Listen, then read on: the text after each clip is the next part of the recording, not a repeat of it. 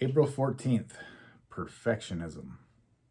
Recovery from codependency is an individual process that necessitates making mistakes, struggling through problems, and facing tough issues. Expecting ourselves to be perfect slows this process. It puts us in a guilty and anxious state. Expecting others to be perfect is equally destructive. It makes others feel ashamed and may interfere with their growth. People are human and vulnerable, and that is wonderful. We can accept and cherish that idea.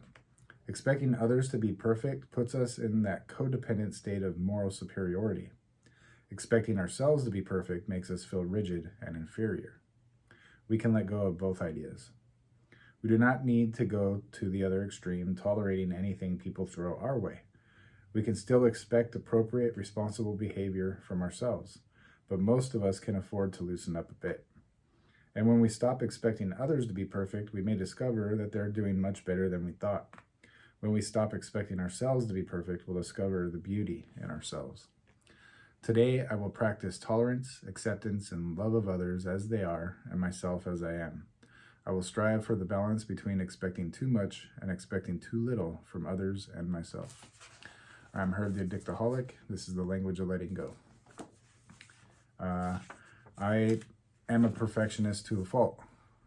And a lot of times, struggling to be perfect causes me to either take too long to get something done or not get something done at all.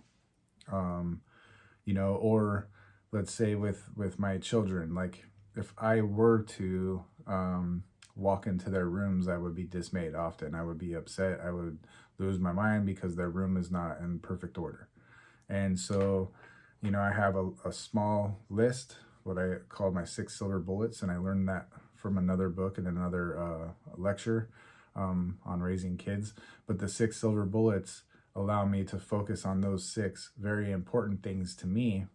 And beyond that, I don't have to worry about that stuff with my kids, and the cleaning their room is not a silver bullet for me. Going to school or getting good grades, like paying attention in class, like school is a silver bullet. How we treat other people, a silver bullet. But how their room is, they're going to deal with that. They're going to deal with their own clutter and embarrassment when friends come over, stuff like that. They're going to learn that on their own, and that's allowing them to build autonomy, and I know they're not going to be perfect. And so taking away that idea of perfectionism in someone like my child, who's another person, who's my child, right? I'm supposed to be raising them, that I'm responsible for that. So it's a reflection of me, and they should be, perfect. And well, no. And the less I think that way, the more I enjoy my children, the more I enjoy watching them grow and build their own autonomy, it's fantastic. It's wonderful. And the less that I expect perfectionism or perfectness or whatever you want to call it for myself, the more I get stuff done. And 9 out of 10 times I look back and I'm like, wow, I'm actually proud of the product. I'm actually proud of that task that I completed. It's not perfect, but man, it's pretty good. And had I strove for perfection instead, it might not have ever got done, and it wouldn't be perfect anyway. So I can enjoy my life a lot more without trying to be perfect, because it's progress, not perfection. Thank you guys for coming out. Hope to see you tomorrow. Keep coming back. It works if you work it.